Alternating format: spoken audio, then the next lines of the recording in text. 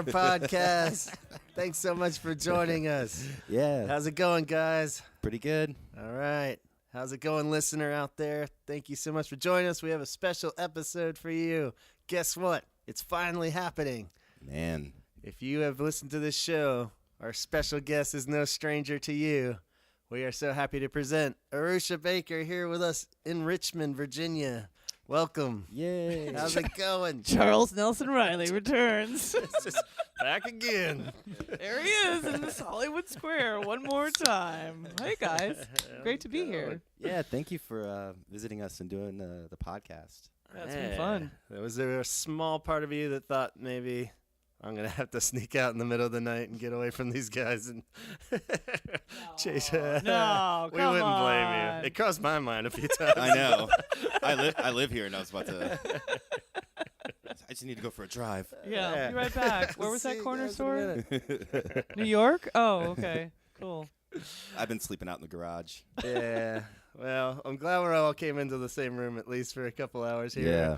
Long enough to talk to Arusha. I guess I have to officially start by, of course, thanking you for everything that you've done for the podcast and since the tour started and just making it way more fun than Don and I could have ever imagined and connecting us with so many people and yourself and hearing all the wonderful stories from the last tour and just insights of everything. So thank you so much. Yeah, thank you.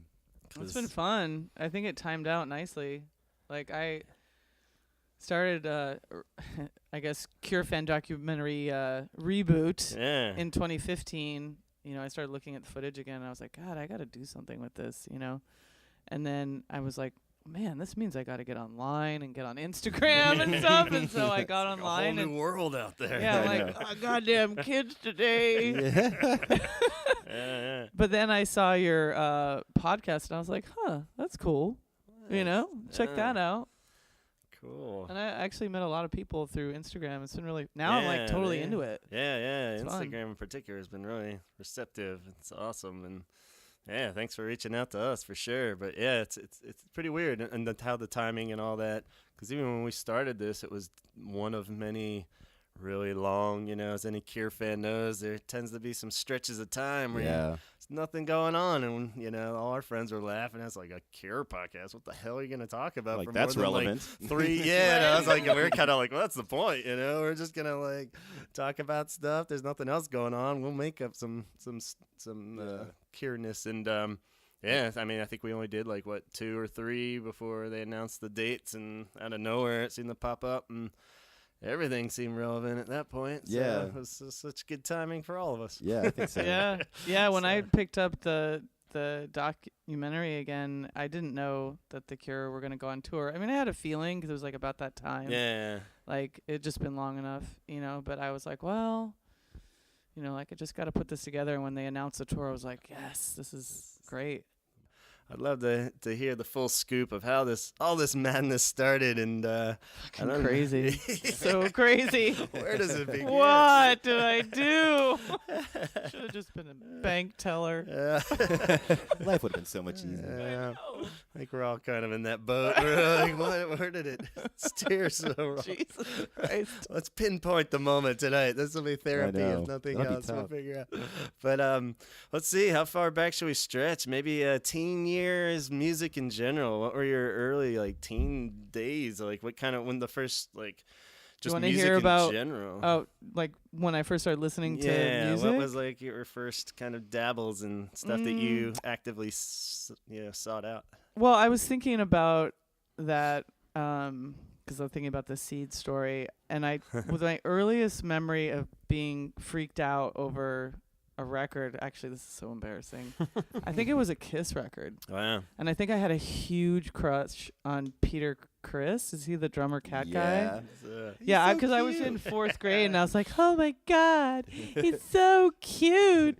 And I thought they were kind of scary, but of course, like, I was so young that I didn't know any better. And then at the tender, like, puberty age, I think I'd seen like a Hall & Oates ad. Hell yeah. On that, you know, that, what was that? No, I can't go for that. Yeah. Can do. Because I just literally remember seeing an ad for like a K-Tel tape or something. Hell yeah. And seeing, I don't know which is which. Who's the blonde guy? Hall. He turns to the camera and he turns away. Yeah. Did it? What's going on? And I just felt like huh? something happening. Something was going on. I was like, oh my God. My pants are tight.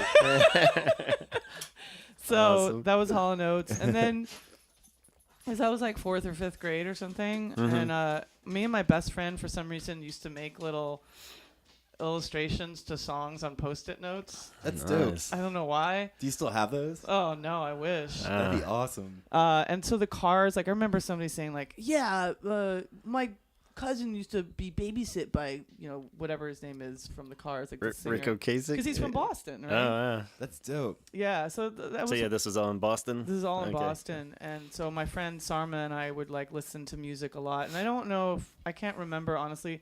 Her older sister must have had the albums. And then, but at that point also, like, MTV was just starting. And there were things like Night Flight on... on whatever channel in Boston. There was some channel V66 in Boston that used to play music, and I would like wait and try to like find this like I started learning what it was to like mine for music, and like find these gems. Because I started like discovered rock and roll. My parents always listened to the Beatles and the Stones, but were they big music fans where it was like kind of always something playing around the house, or just kind of here and there?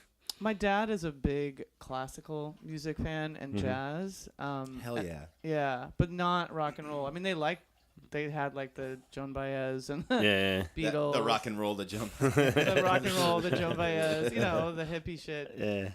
That's cool. But, and then somewhere in 6th grade, I found like the Clash and the Sex Pistols and like, then weird stuff like I think took me like we were sort of talking about like bands taking you away from other things. Like I was like the J. Giles band, and I'm like, wait, whoa, the Clash, like the J. Giles band, like They're so punk rock. I know. They're so new wave.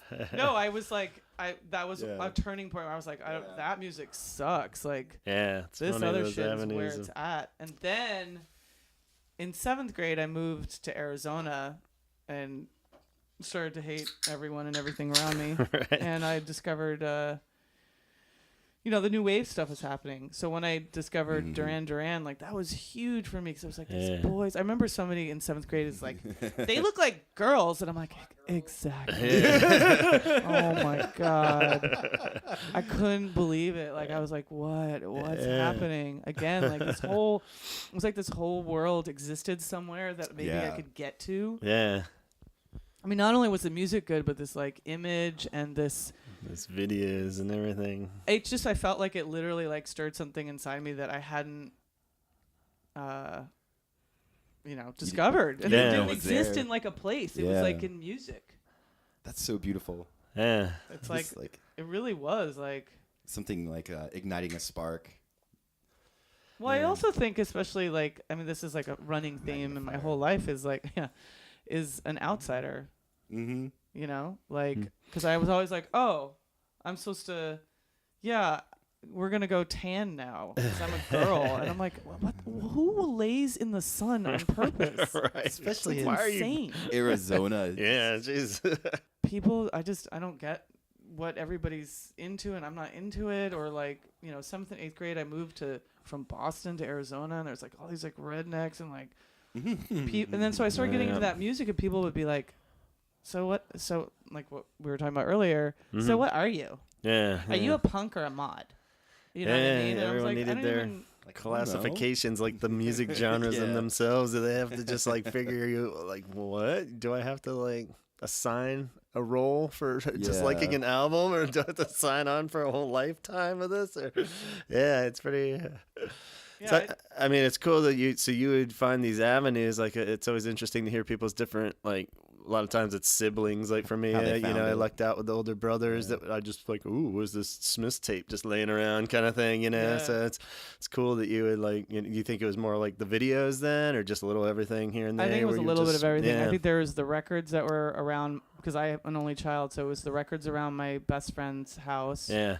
And then there was like, it must have been some like MTV, but also those like there was radio shows, and there was these like new avenues of music video channels that don't exist anymore, like that Boston channel V66 or whatever. It only lasted for like a year. And there's a lot of that, like on the East Coast. Like just a little. We had Friday night videos, which might be the same as Night Flight. You said it was. Was that just like a kind of show, like 5 to 10 videos maybe, like on a Friday night kind of thing, or was it like a constant? Night Flight was nuts. Actually, they've recently done a redo of it, and you can get all the videos. I subscribed for like $30 a year. That's right. And they were like, Night Flight, crazy, like Reefer Madness with Devo, and like Nina Hagen. And I think in the 80s it was like still this tender period of like punk rock had happened, and music videos were just starting. So like all these artists were making very narrative based music videos, and I don't know why the world was so accepting. I don't know. It was just there. Yeah. And like you said earlier, something I thought was interesting was like you learned how to mine for music. Like you had to figure out how to get music. Yeah. Like it's a very it's interesting. I like the mining for it. Because you do have to dig, or you did have to dig back then, like really fucking hard. Like you had to scrape to find something new and cool. I think it was like, and I don't know how it is for like every outsider, but as the voice of outsider, is that I was like, oh, so I'm just an alien. I just got dropped off. Somebody was like, go fuck yourself, get off our planet. And then so I thought that there was no outlet for me, and then I just found these outlets, and I was like, oh my god, I have to get more. I have to go there, like I said. Yeah. And then, through that, then I met, like, the cool girl in, like, 8th grade who was like, hey, you want to go see the Rocky Horror Picture Show? And, like, or whatever. Yeah. We'd smoke marijuana. The Holy Hour officially endorses the smoking of marijuana. How dare they? Then she had, like, a mohawk, and I was like, oh, my God, awesome. that's so cool. Yeah, that's awesome. That's great. But then, so with The Cure, at that point, I think I like, maybe knew Adam Ant and Duran Duran, and I was getting into like punk and new Getting wave. closer and closer. And I was at a party. I was at my first real party, so I was kind of excited. I think it was 7th grade or 8th grade. 7th grade party. Yeah. It was kind of weird. Like the guy that I liked was there. Like, but I remember the living room. I mean, I remember the moment I heard The Cure. Yeah, that's great. So I was like feeling awkward at a party. The doors opened up. Yeah, and then all of a sudden I heard this like these keyboards and this weird voice, and I asked my crush, I was like, what is this? He's like, oh, it's The Cure. And he just like out the window. I'm like, forget about you. What the fuck? And it was Let's Go to Bed. Oh, awesome. Yeah, and I just remember that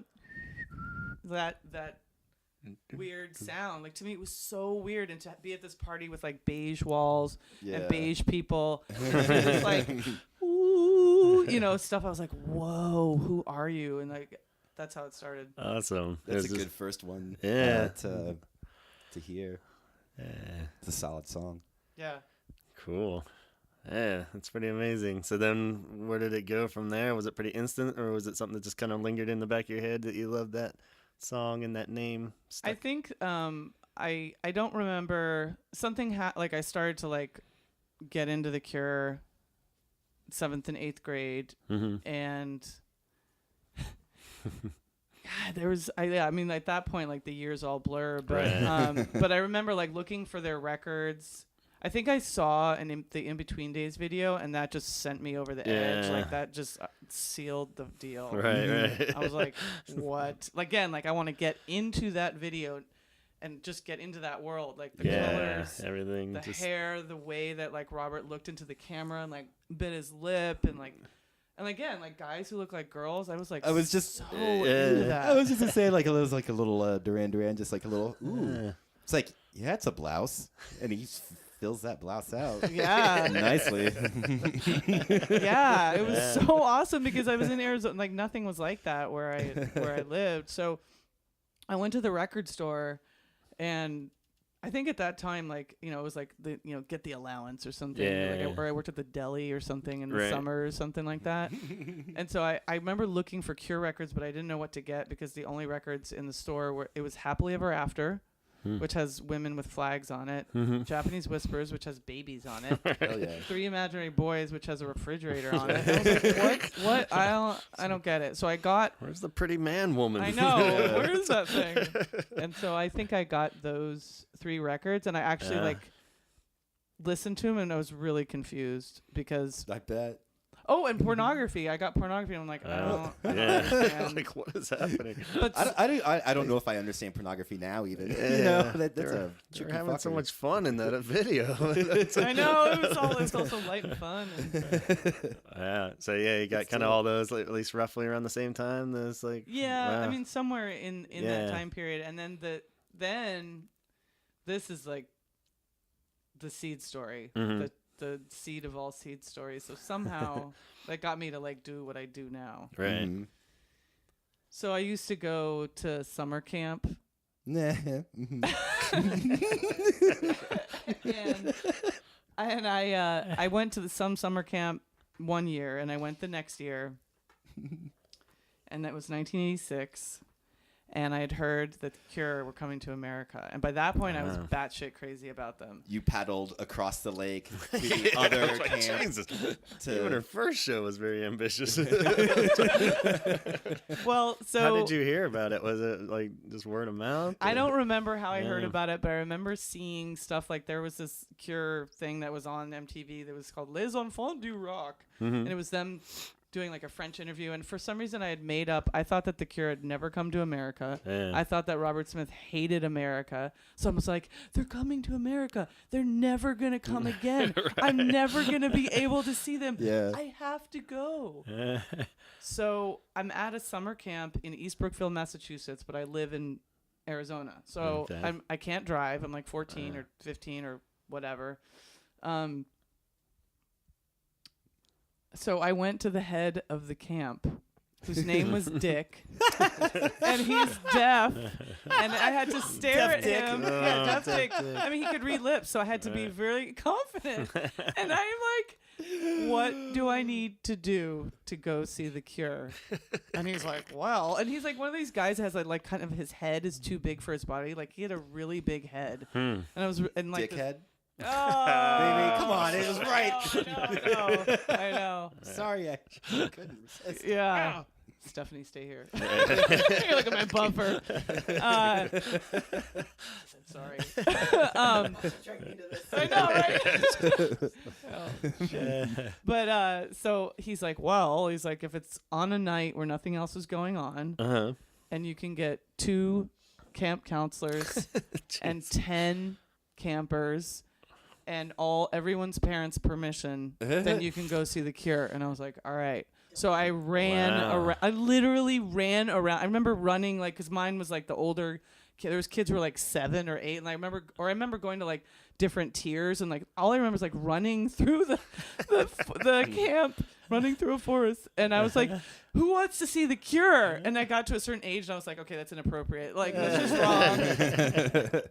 And somehow I did it. So those kids like, yeah, man, I'll give it a shot. It's totally insane. Were those kids like, fuck you after, or were they like, it's all right?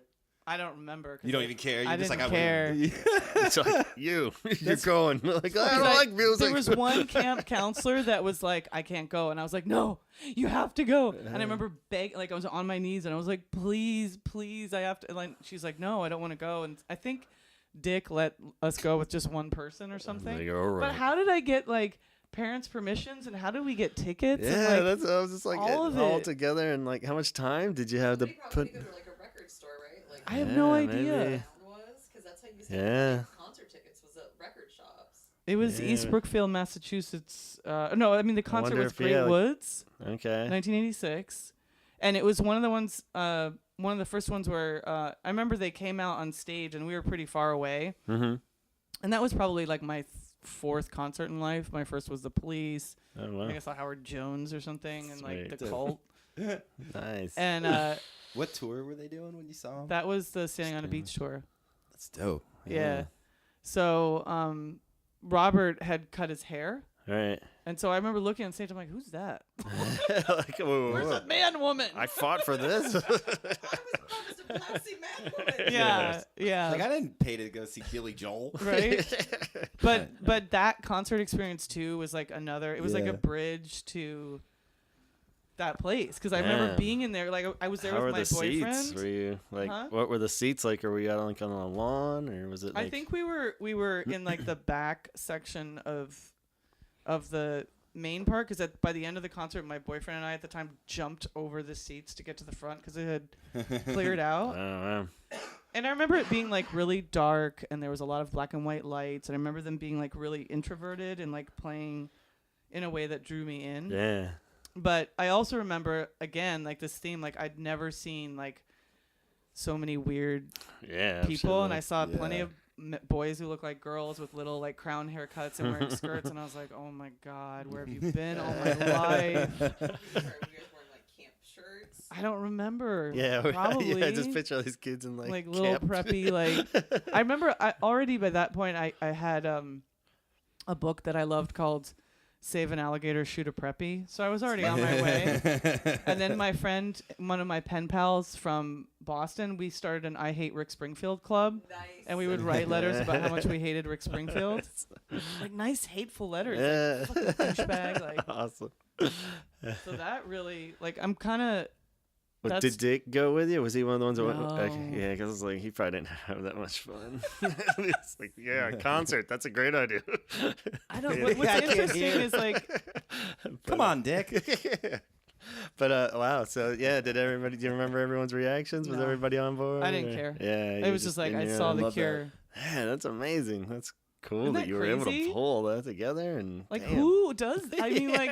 I'm It's like, wow, I really had a it's lot way- of spirit. Like, way what fu- the fuck? Yeah, way more eventful than our like just crying, calling Ticketmaster, going, please let this be the one.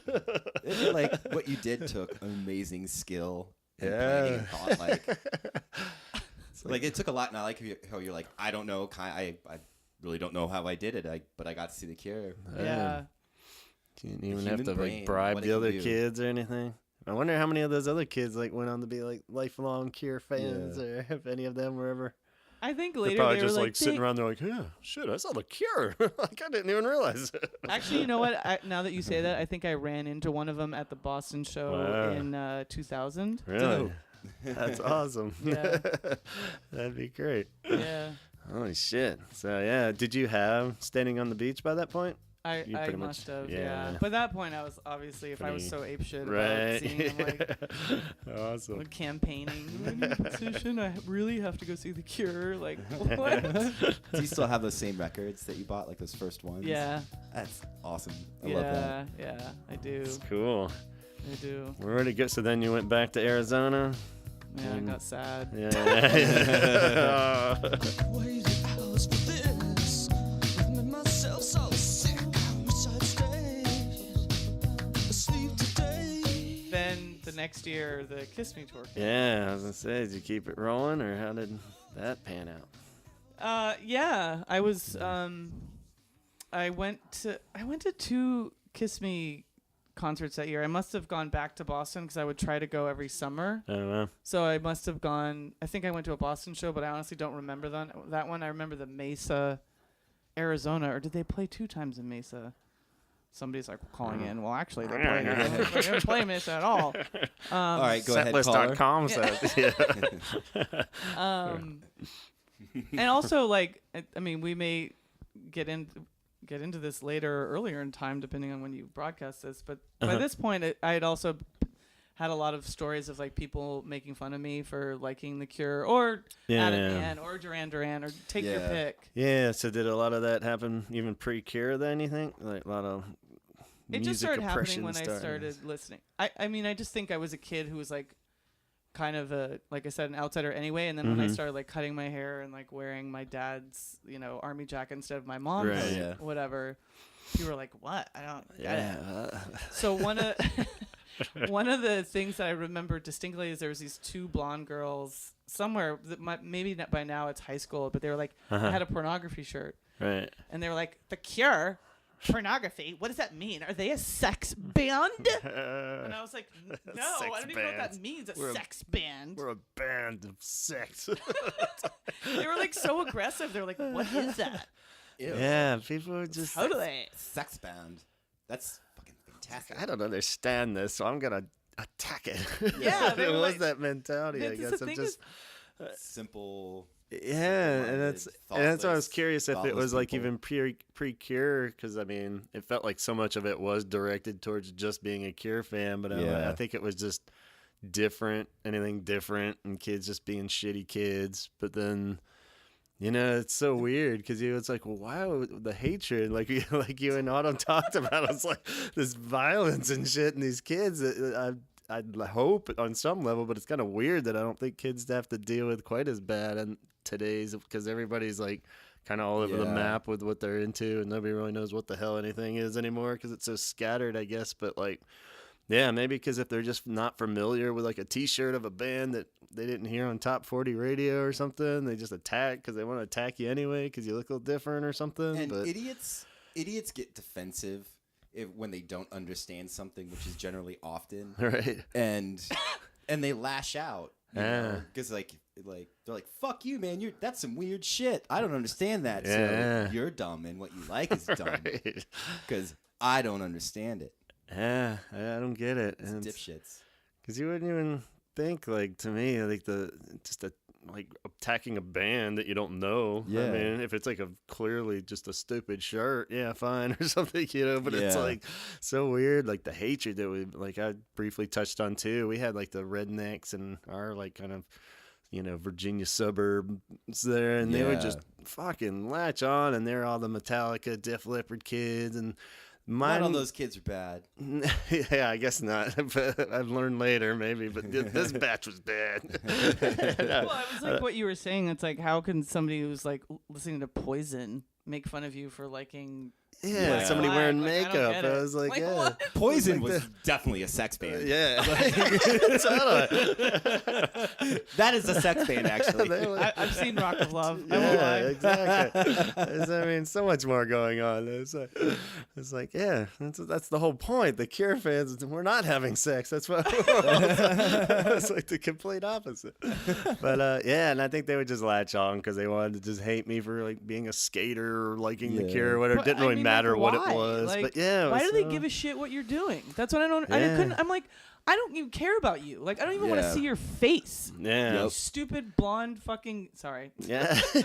Get But you. I just- I was Yeah, like, I mean, I just think trying to like get to school, like Yeah. go to my classes, go home, do my homework, and it was like, oh great, I get to go every day into battle for Yeah. existing. yeah. That's how I felt. I mean, I'd sign up. I mean, the only reason why I even did like after school sports in middle school and stuff was so I wouldn't have to ride the bus home. Yeah. Like a lot of it bus. was just because they would literally spit at us out the window when we get Yeah. off the bus. They're like, skater faggot, And they're all like chewing dip and yeah, shit. and like one kid, like this little guy, they took duct tape and stuck it on the top of his head, like duct tape on the back of his head. And he's like, oh, they're like ripping it off and stuff. And Yeah, I think mean, they that's did that just. to me I mean, too. I'm sure it's just horrible bully syndrome in different Yeah. levels, but it's just like, what the fuck? I mean, so much of it was just directed towards what you're wearing. So I mean, maybe Yeah. it wasn't so much that they didn't like my band versus their band. It was just that they just wanted to pick on me anyway.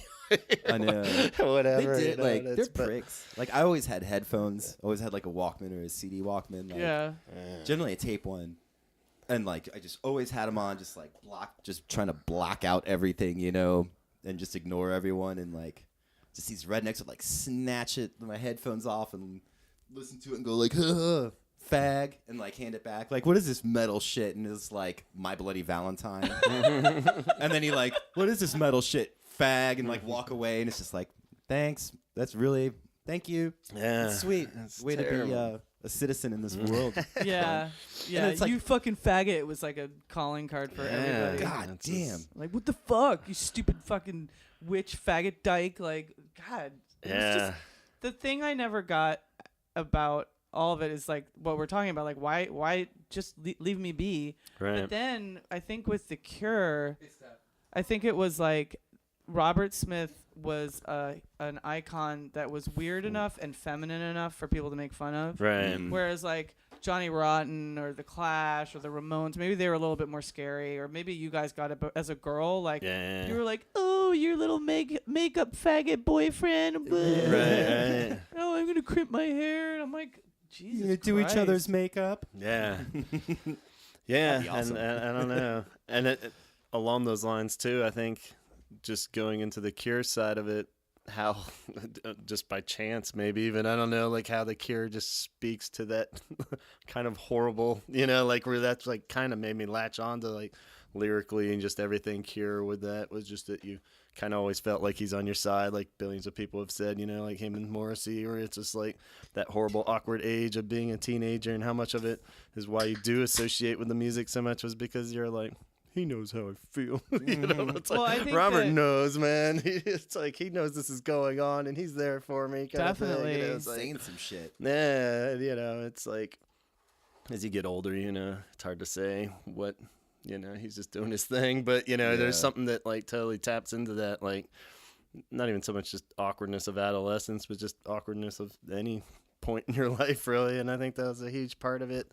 Well, I think that, now that's actually ties into Lowell's book nicely, because he talks about them being teenage boys and like, like they had like the glam rock and punk rock and just people, Bowie. Yeah. You know what I mean? And so again, like all those guys like Robert, Simon, Pearl, they always had their hand in like sort of, I can't remember if they talked about going to like gay bars or anything, but like Johnny Rotten talks about it in his biography about how like they went to fucking gay bars and they were like, those guys were like the coolest because they let the punks be and vice versa. And so I feel like we connected with the Cure and all those other guys like and gals. Like Susie was a huge influence on me at the time. Fuck yes. God, she was like phenomenal.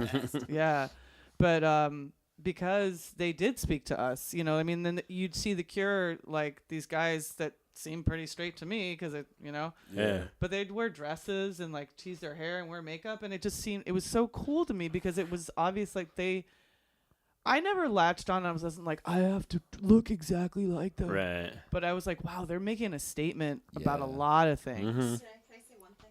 Yeah, come on in.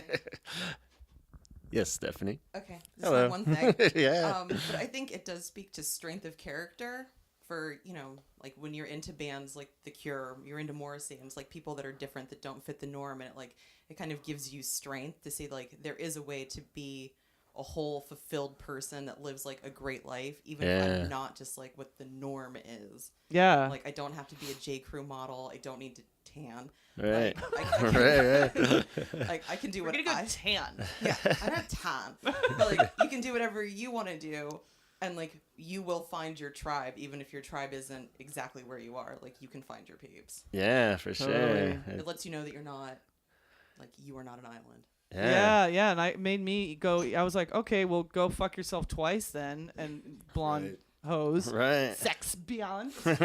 And so I listened to music.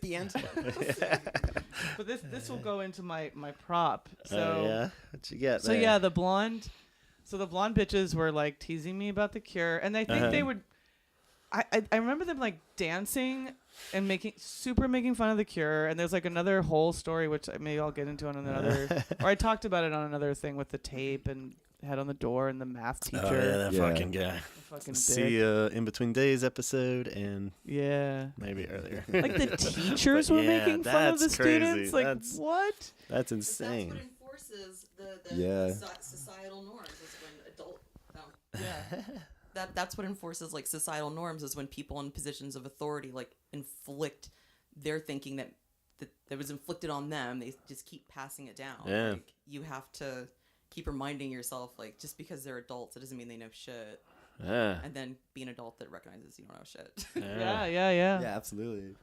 Like something just when we were poking around Richmond today, went to a couple record shops, and one of the record shops, the owner was kind of a talky dude, and he was just saying to someone, he's like, he's like I'd fire any one of my staff that would come in and like give someone shit for liking something, you know, like making fun of them for their taste in music and like. Guess you can't work there. I know. I could never work in a record shop. No, I try not to be. I would never do that to someone. That's shitty, you know. But that was nice to hear, just in passing, you know, instead of kind of what Stephanie was saying, where there's like all this negative, all this enforcement of the negative, you know, by like teachers and people, parents, just church people. Yeah, just reinforces that. Yeah, horrible. It's the music snobbery stuff. It's like Well, but this was just like that's just in Arizona. I mean, like I had like teachers who couldn't spell. Wow. You know what I mean? I really did. It was bad. It was just like I don't know where they picked up this guy to teach us whatever. But so the blonde girls are important because then Kiss Me comes, and I think I can't remember. I saw him in Boston, and then they play in Mesa, and I had no one to go with. Nobody I knew wanted to go see The Cure. So I went by myself, and I went really early, and there was some people in line, and there was a hotel next door. And I heard these fans, they're like, oh, my God, The Cure is staying next door. And I was like, what? And I was like, that can't be. And he's like, yeah, they're just signing my thing and da-da-da-da-da. So I was like, will you hold my place in line? And I went over to this hotel, and I don't remember.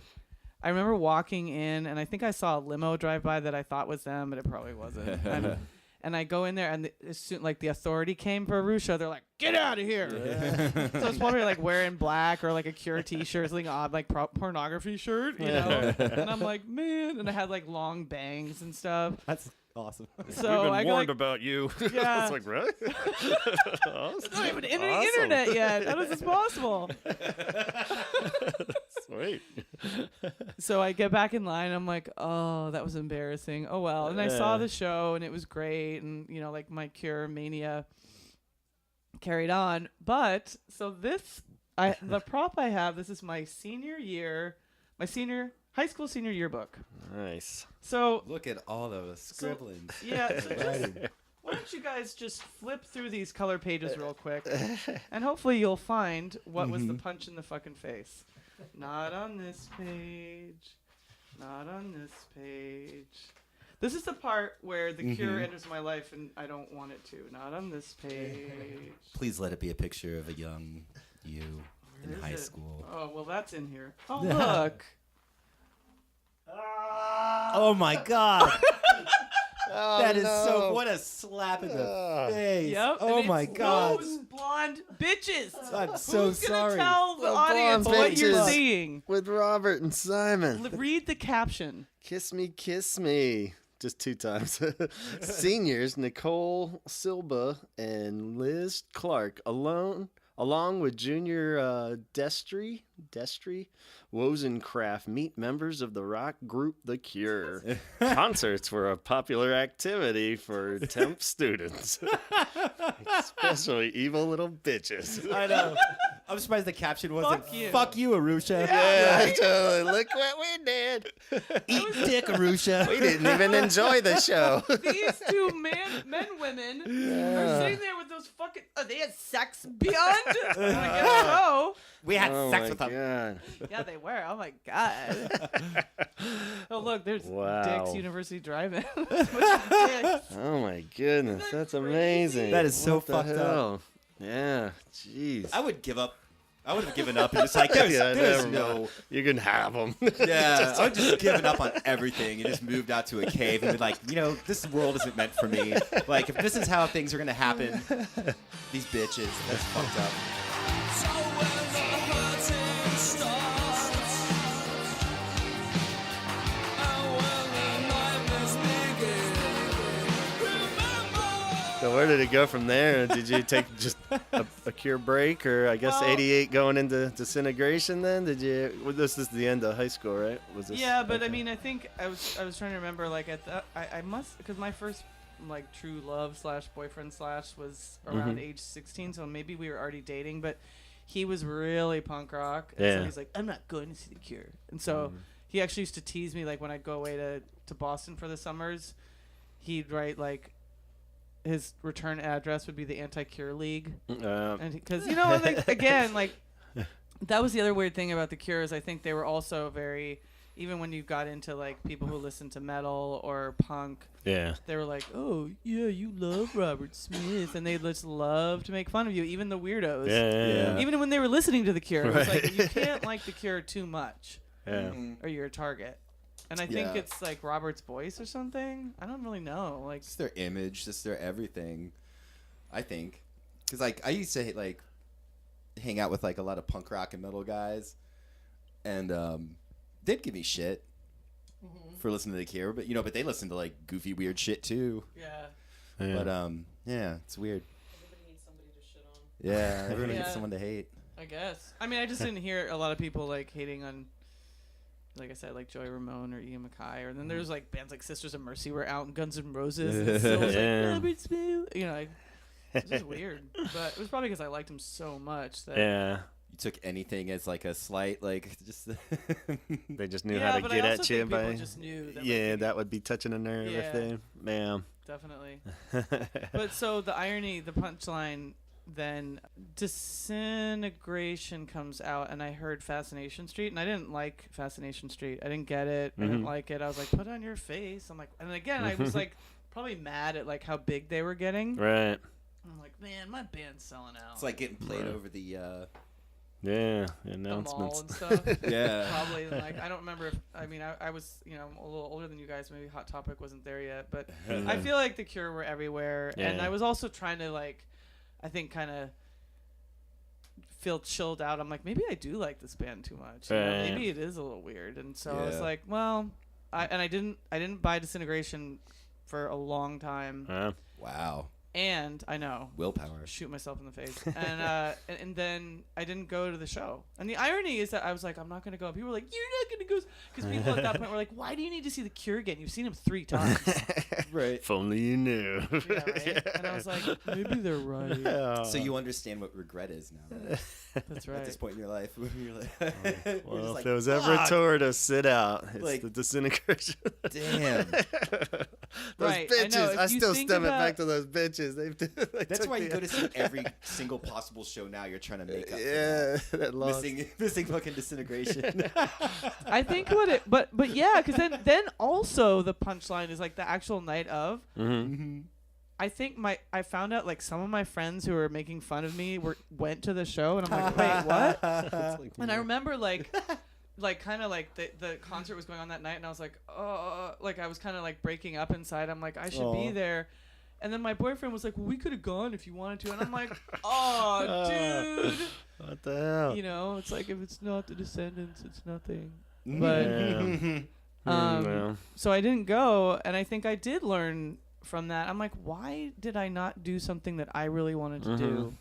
Because all these people who are no longer in my life yeah. were making me feel bad for it. Yeah, Like, that is Yeah. so dumb, it is. you know? But yep, like people have to learn.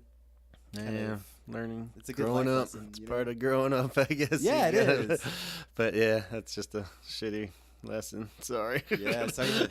Yeah, I missed one of At the least- like best. Yeah.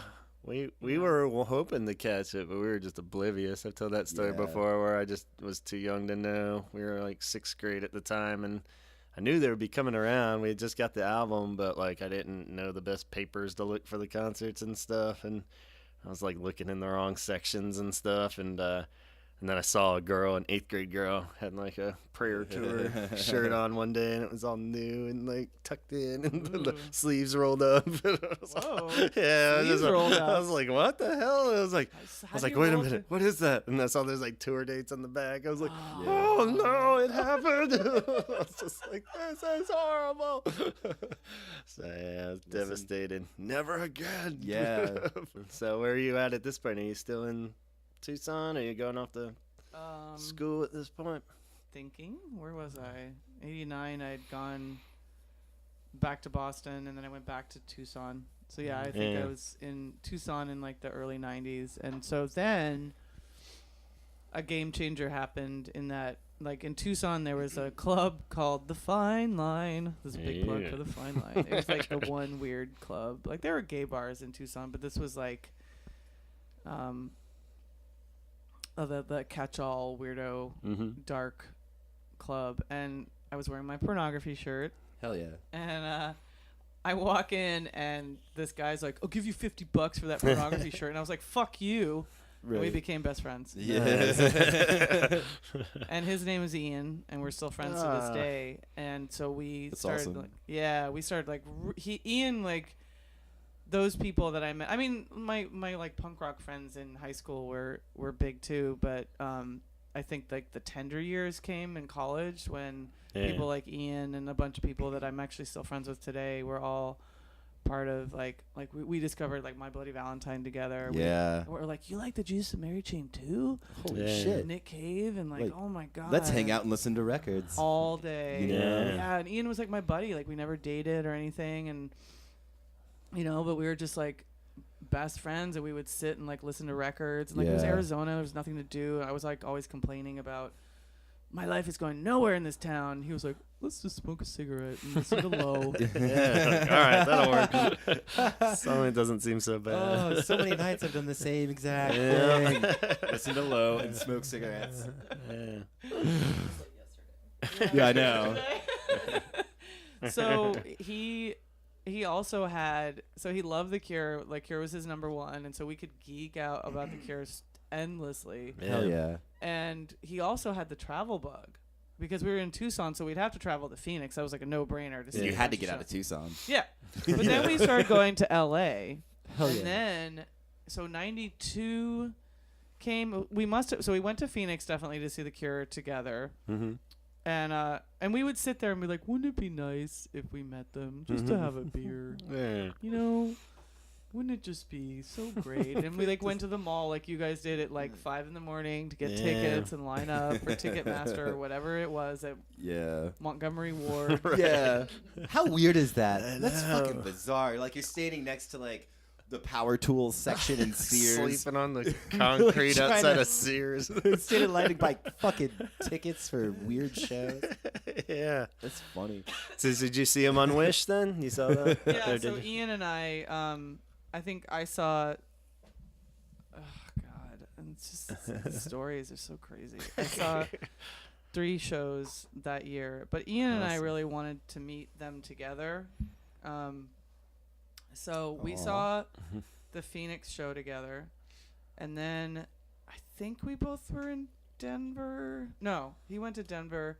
I went somewhere else because I think he went to Denver and he kind of met them for like a millisecond, and I was so bummed. I was like, I should have gone with you. Oh my God. So at the last minute, these ding dongs, fucking ding dong story again. We'll go. Yeah. So in Tucson, these guys are like, we're gonna go see the last Cure tour on the Wish tour, and it'll probably be the last show ever. Every show. And I really thought, I'm like, this is it. This is it. This is the only time I'm going to be able to see them. Of course. So I got in a car with 3 people I barely knew. I kind of knew them. I mean, they're like my scene friends, if you could call it that. And Ian's so funny. He's like, you guys wouldn't wait for me to hawk my TV so I could afford to go. Fuck you. I should have waited for him. Because I went with these motherfuckers. And this is probably why I hate pot. I mean, like, with all due respect to everybody out there, but so we, from Tucson to New York is like a 3,000-mile journey, and we drove it in 48 hours. We did not stop. Jesus. And 2 of the dipshits wouldn't drive, so it really was like me and this other guy. We were having like such bad gas that we'd have to get out of the car. And we'd be like, okay, try to just squat and like move around. Like, it was horrible. So we get to New York, and we're like, oh my God, I don't remember what tickets we have. I don't remember much of anything except we stayed in this like shitbag hotel with some guy who was like super massive with like greasy hair, and I only remember is he had like Kool-Aid face. Like this was the 90s. He was like, I don't know what if he was like huffing paint or like. I'm kind of getting hard right now for some reason. I know, right? I don't know. Sounds like the beginning of a Law and Order episode. Oh, yeah. It sounds like a you walk 2020. into this like terrible hotel room, and there was hair in the tub. Yeah, Oh yeah, I just wanted to cut my hair, man. Ear. And I'm like, let's go to the show. And they had to sit there and get fucking high. And I'm like, I fucking hate you guys. We just drove 48 hours straight. So we go to the show, And one cool part was like we had, I guess we must have had like GA or something, and there was like this like power hungry guard who was like, oh, there's only a few seats, and I'm like, I'm from Arizona, and I showed him my driver's license. He's like, you're in. Ooh, all right. Yeah, and so I went It's up to like the third row, and I sat there, and like I was by myself, but again I was like, I don't care. Thank God. Yeah. Here. Wow. Yeah. I rode in a fart car with a bunch of stoners and farted up a gross hotel Yeah, with it a was bunch Andrew of WK. Totally. So it was in 1992. It was like so gross. It was so gross. And so then afterwards, of course, they're like, okay, Arusha, we're going to wait and see if the band comes out. They're getting high. And I'm looking, I'm like trying to figure out, like navigate what's going on. And I see this like, it was like a long ramp like in Almost Famous. I don't know if anyone's seen that. But it's, you know, like the long ramp. Mm-hmm. And I kind of inched over there and I'm by myself. And they're all like, crackling like with their Kool-Aid faces. And like fucking stoner. And I see this Drinking Kool-Aid everywhere. It's like, what's a Kool-Aid in you guys? I'm 12. So gross. So I see this guy, and he looks like a bodyguard. And he looks at me, and he kind of does the nod over, and I'm like, oh my god, he's gonna let me in. So I like creep down the stairs, and there's these other girls that are waiting, and I'm like, is this it? Are they gonna let me in? And then another guy was there, and they didn't let me in because it looked like that he's like, I know you guys, I don't know you. And I was like, some like tall dude behind you. Yeah, come on. Yeah, right. And it turned out that the guy who like waved me was this guy named Brian Adset, who I would in turn meet 4 years later. He was Robert's, like worked for Robert's bodyguard. When I met him, I don't know what he was doing then. I'm assuming he was a bodyguard. But anyway, so Were you like, fuck you for pointing at me and not let me in that one time. no. Adset was the good one. Bruno fucker. guy was like, I don't know you. And I'm like, okay. Fair Do you enough. know the blonde girls? Yeah. Back Oh there? yeah, the blonde girls. the blonde girls? From Tucson. They're like, we're in the blowjob line. Yeah. I connect back with like fucking Kool-Aid mouth and Yeah, they're like, well, you can just hang out with us. yeah, they're like, we're just gonna get high, and I was Okay, like, fuck great. you, I can get high any day of the week, anywhere in life, but the Cure are here. And so then this guy named Dave Feiger, I'm calling you out, Dave Feiger. I love I love it that you know their last names. Dude, don't worry, Arusha, the Cure are leaving on the Queen Anne tomorrow. We're gonna go see them off, and it's gonna be great. And I'm like, okay. So we go back to the stoner den. Of hair and farts. Kool-Aid and farts. I probably cried like 8 times. And tears. Yeah. I'm like sleep deprived, and I probably got stoned because I just didn't know what else to do. I'm like, all right, whatever. Can't beat 'em, When in join 'em. Rome. Yeah. When in farts. And again, like I don't know how I knew like what time the Queen Mary Yeah. bus was He's or just the gonna cut boat us some was leaving. dock and somewhere. And like, The QE2. The QE2. Elizabeth II. Yeah. yeah, and there was like rumors that like Mary was gonna be there. And I'm like, oh my god, we have to go see Mary. I'm here for you, Robert. Mary Poole. He's like, and- come on. He's riding on the bow of the boat. Well, I mean, of course, Mary is probably at the show, but I was just Yeah. more like, I could She'll see Mary definitely- Poole. Wow, like she's like such Yeah. a mystery, you know. So of course we're late because guess what? Oh, my We have to car won't roll start. one more joint. We'll catch the next bus. don't please do not defame Tot. That dude is just bad at planning. I don't You know what know. I'm saying? In my world, at that moment, Time I was like, management. We'll go after I heat up these hot pockets. Like,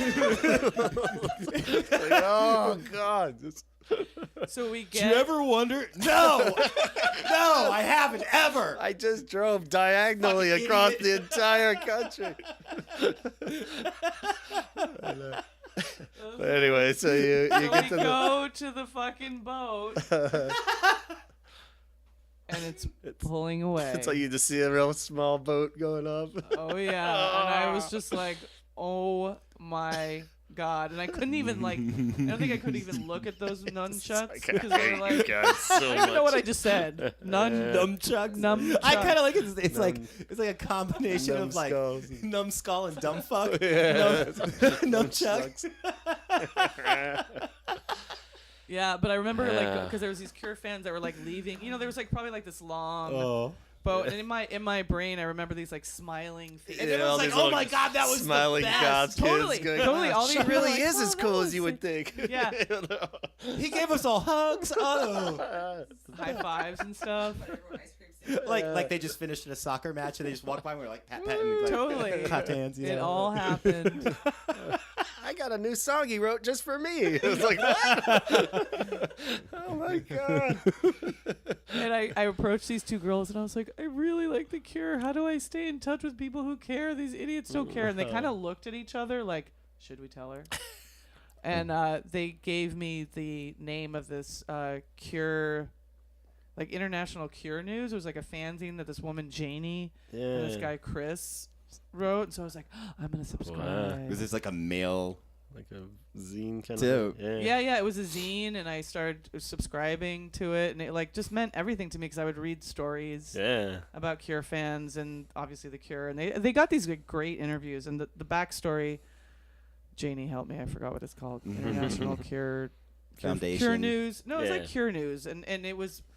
The cool thing about it is it was completely supported by the band. So Janie and Chris were kind of hired by the band to deal with all the fan mail that they were getting. Cool. Because I think The Cure wanted the fans to feel like, yeah, we are Something actually was paying legit. attention. Yeah. So Janie would like write out like all the letters. And, like, it was just like a big labor of love. Yeah. I mean, I believe is that they were cool. paid a little bit, but Did you have to go through like a screening to be let in? You know, like did they ask you like To a the- bunch of questions? To the or, No. club. no. You You just have know. to send a self-addressed stamped envelope. Oh, Yeah, I wasn't just that- had to send us fast. I'm sure That's I had to like send a something. self-addressed. Yeah. well, what's Robert's birthday? Yeah. Are you worthy?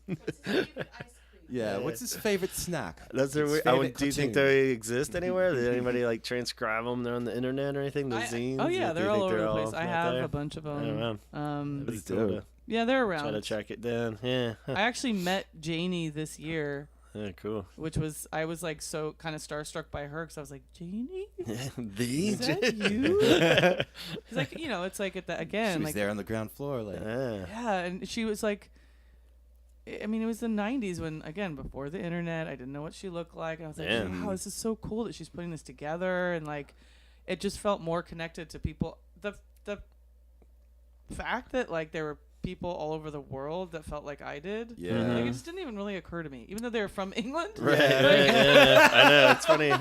It's like that whole selfish mind of a teenager with all, so many degrees of that. It was just like, well, I'm clearly the only person that loves this.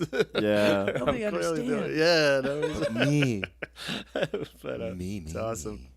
So did you have to ride back all the way with those guys, or were you just Oh, like, it was was the that the first time you're worst. just like, fuck it, I'm flying? I'm yeah. No, I had to. I remember being so like sleep deprived and weak, and my mom, I think, I've never told her. I was like, when you're so like whacked out, I was like, I must eat. So I like ate like one tiny piece of an apple and like would put it down, and a little piece of an apple and put it down because I was so exhausted. Yeah. And then we had to do that switch out thing where we're like, fuck, my stomach hurts from sitting for so long and not resting, and like, it was terrible. Damn. It was terrible. That's devotion. I think devotion was a crime. Yeah, though. Like, it should yeah, be if yeah. that's how it is. But I mean, at the same time, like Yeah, that's- seeing that New York show. Yeah, I guess that's what I was gonna ask you. Like the actual shows. I mean, were they awesome? Or did it seem like Yeah, I mean, Things that obviously, hold dear as memories of seeing them live from that era and stuff? if The Cure weren't good live through all of that, I wouldn't have been like, fuck it.